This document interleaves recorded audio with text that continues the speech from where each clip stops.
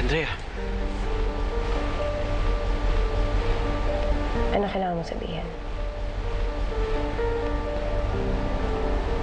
Anong gusto mo sabihin na kailangan mo pa akong kausapin ng personal?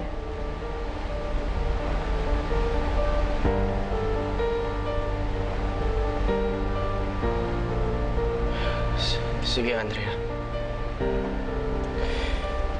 Kung ayaw mo na talaga sa akin,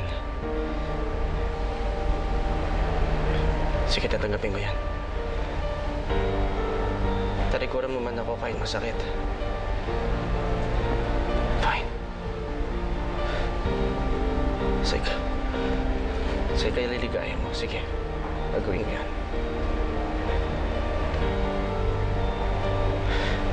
Pero wag naman yung anak natin, Art. Wag naman yung anak natin. Wag naman si Adi.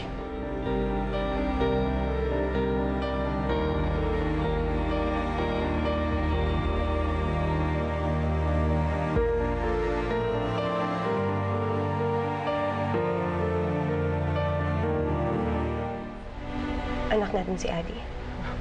Oo, anak natin si Adi. Buhay ang anak natin. Buhay na buhay.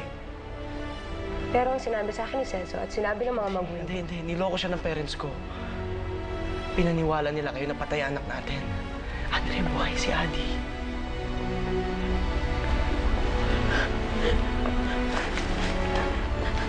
Justin, ano to? O yan. Nasundo ko na ng asawa mo.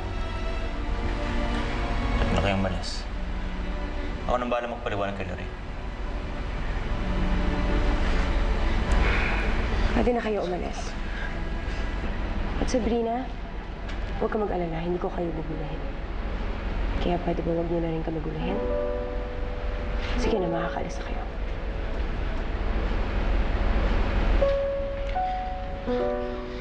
Tara na, Sab. Please, let's go. Let's go.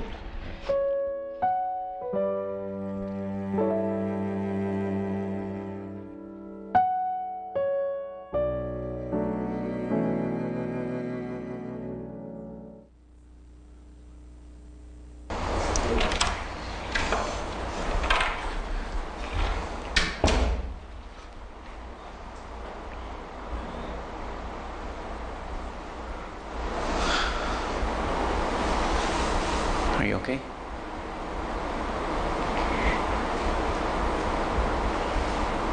Akala ko makakapag-move on na tayo.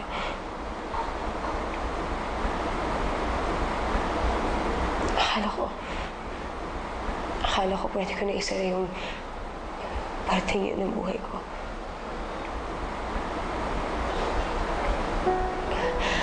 Pero ba't ganun? Parang hinahabol ako ng nakaraan ko. Pakiramdam ko minumulto ako ng kahapon ko. Wala naman akong kalaban-laban.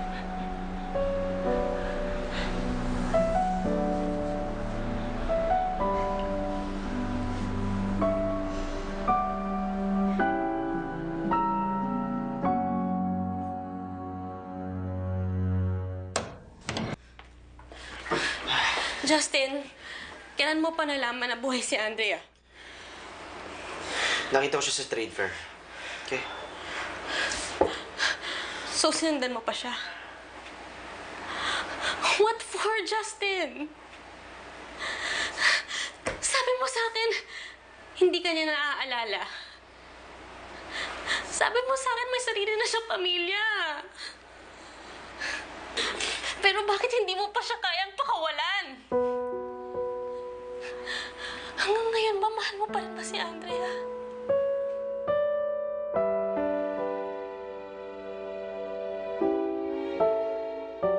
Wala akong nararamdaman para sa kanya. Pero nung sinabi niya sa akin na may anak kaming dalawa, parang pakiramdam ko na lagi na lang siya may hapok sa pagkatao ko. Kahit pilitin ko magpumiglas, hindi ko naman magagawa yun dahil may anak kaming dalawa.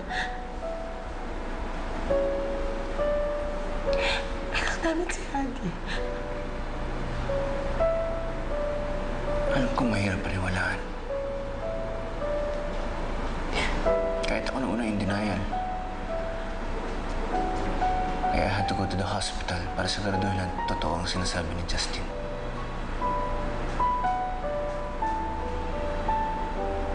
Pero yung tama si Justin. Anak mo nga si Adi.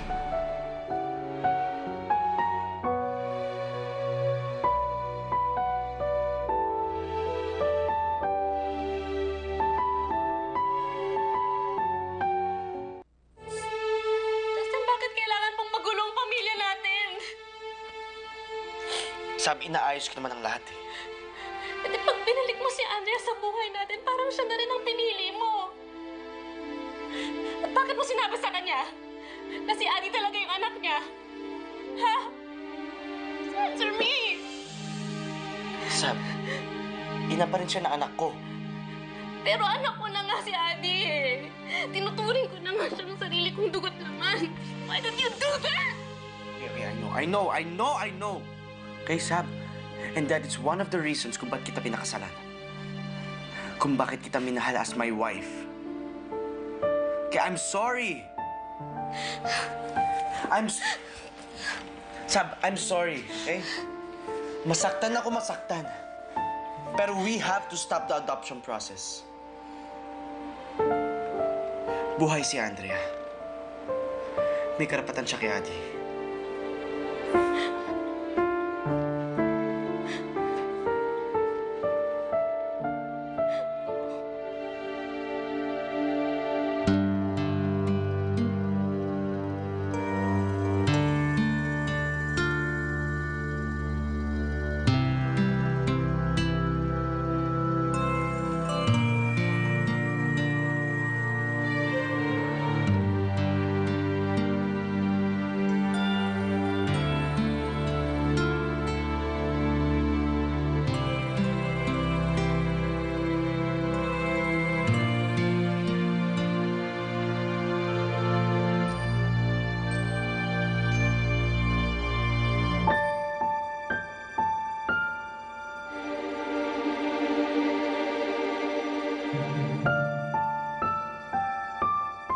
Hello po. Hi, what's your name?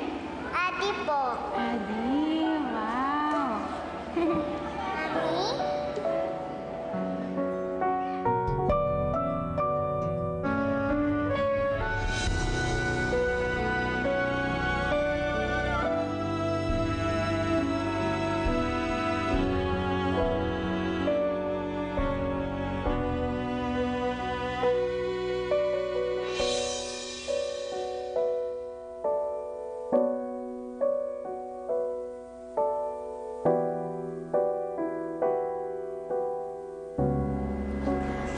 Kaya pala magaan ang loob ko kay Adi. Kaya pala tuwing kasama ko siya, napapangiti niya ako.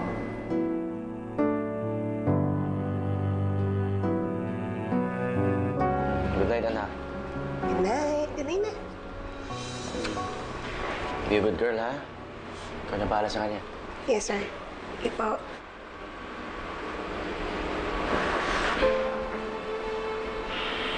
Alis ka na naman. I can't stay in this house, Sab. Look, I need time to think. Okay? If you need me, I'll be in my condo. Why, Justin? Dahil ba niloko ka ng parents mo? Or dahil bumalik si Andrea? Kailangan ko muna lumayo sa parents ko. Sa bahay na to.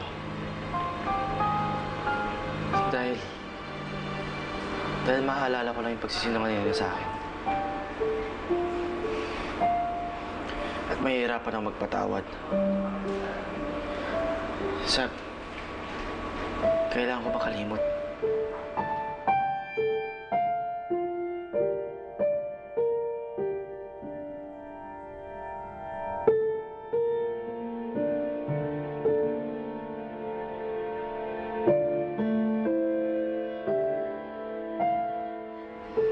Just remember that we are your family. And I'm your wife, okay? I love you very much.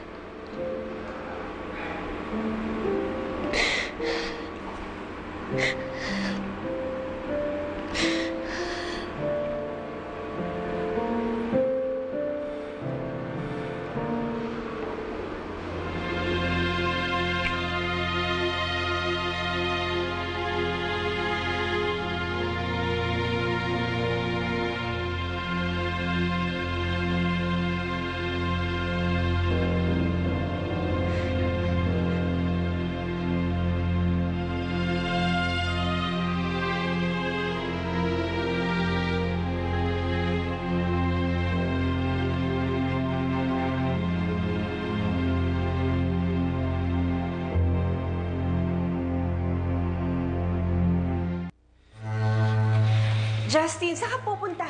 What? Huwag mong pahirapan si Sab. Kami may kasalanan sa'yo. Anong gusto yung gawin ko, ha? Ma, kalimutan ko lahat ng ginawa nyo? Ha? Umarte na parang wala nangyari? Nawala na si Andrea? Eh kung kayo kaya nyo gawin yun, ibahin nyo ako. Hindi ko kaya magbulag-bulagan. Hindi namin sinabi sa'yo ang totoo. Na ayaw namin magulo yung buhay mo. We only wanted the best for you. Nangyari na ang lahat, di ba? Minahal mo na rin si Sab. Tapos napunan na ni Sab yung pagiging ina niya kay Adi. Oh, yun lang naman ang mahalaga, di ba? Mahalaga? Ma, anong ginawa nyo? Inagawan nyo si Andrea ng karapatan niya maging ina sa sarili niyang anak. Hindi ba yung mahalaga sa inyo? Saan ka pupunta? Justin! Makinig ka sa akin!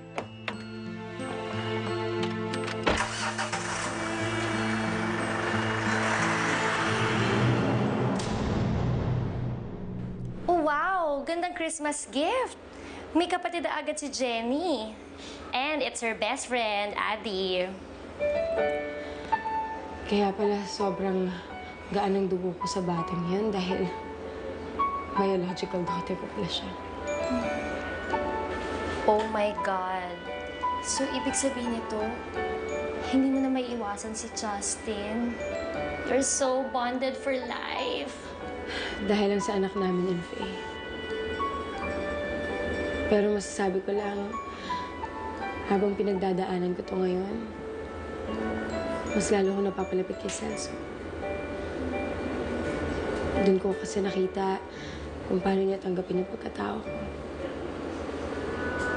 Oo nga, winner talaga si Papa si. Dahil kay Celso, meron akong lakas ng loob para ipaglaban ang karapatan ko kay Ate. Naiintindihan niya na mahalaga para sa akin ang maging ina ni Adi. Tanggap niya lahat kahit alam ko masakit para sa kanya. At mahirap din yun para sa'yo, Lorraine. Oo, hindi talaga madali. Pero kailangan ko kumilos. Kailangan ko ipaglaban yung karapatan ko sa anak ko. Pero, matanong na kita. Are you ready to take the first step?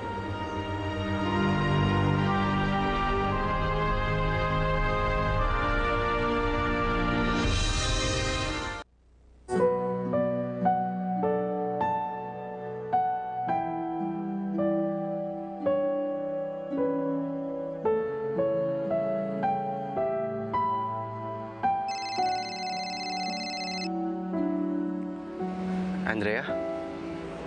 Justin, tumawag lang ako para sabihin na handa ako ibigay ang pagmamahal ng isang ina kay Adi. Andrea? Matagal na rin ang panahon na nakalipas. Tagal ko na siyang hindi nakasama. Gusto ko sana bumawi. Gusto ko sanang punan yung mga pagkakataon na yun.